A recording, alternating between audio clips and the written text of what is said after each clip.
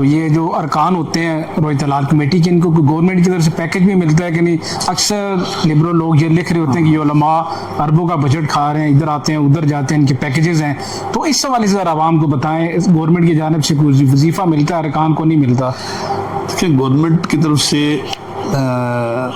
क्या मिलता है और कितने अरबों का नुकसान होता है, इस बारे में मरकज़ी रोज़ दलाल कमेटी के हमारे जो जिम्मेदार लोग हैं उन्होंने 20 बार कहा है कि बताएं कि ये गवर्नमेंट हमें क्या मराहत देती है। जी जी जी। जिस दिन आप मीटिंग अटेंड करते हैं उसके लिए 5,000 आपको देते हैं। सही।